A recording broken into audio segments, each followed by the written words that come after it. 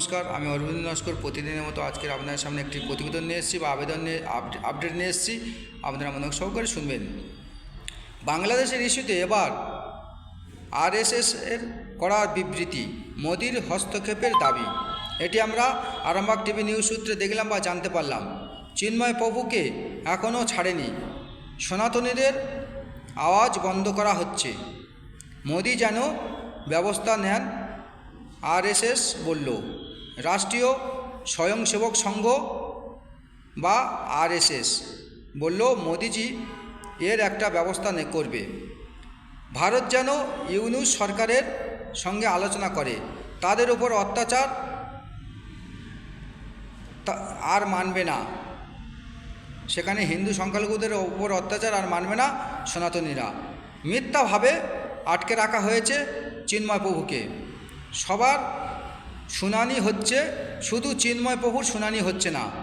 ডেটের পর ডেট হচ্ছে, তারিখের পর তারিখ হচ্ছে, তারিখ বে তারিখ বোঝানোর চেষ্টা হচ্ছে, কিন্তু শুনছে কোথায়? তাই ভারত সরকার একটা কিছু করা দরকার। গোটা বিশ্বের হিন্দু এক হতে হবে এর বিরুদ্ধে। বারুদের মতো জ্বলে উঠতে হবে সমস্ত হিন্দুদের, বা গোটা বিশ্বের মানুষ এক হতে হবে। চিন্ময় প্রভুকে ছাড়তে হবে, দাবি করতে হবে। ভারত থেকে যা যা জিনিসপত্র বাংলাদেশে যায় সব বন্ধ করতে হবে। নিত্য প্রয়োজনীয় যে সমস্ত জিনিস ভারত থেকে যায়, তাই ভারত সরকারকে বলবো বন্ধ করতে হবে। তবে বাংলাদেশের সংখ্যালঘুদের ওপর অত্যাচার বন্ধ হবে। চিন্ময় প্রভুর মুক্তি চাই, আন্দোলন করতে হবে, সারা বিশ্ব জুড়ে আন্দোলন করতে হবে এবং সারা বিশ্বের হিন্দুদের এক হতে হবে। যেখানে যেখানে জঙ্গিপনা ধরা পড়েছে সব মুসলমান সংগঠন, মুসলিম লোক। যদি হাজারে একজন হিন্দু হয়, হাজারে 10 জন মুসলমান। যত জঙ্গিপনা পৃথিবীর বুকে সৃষ্টি করছে জঙ্গি সংগঠন আছে, সব মুসলিম সংগঠন। কোনো ধর্মে বলা নেই, কোরআনেও তো বলা নেই,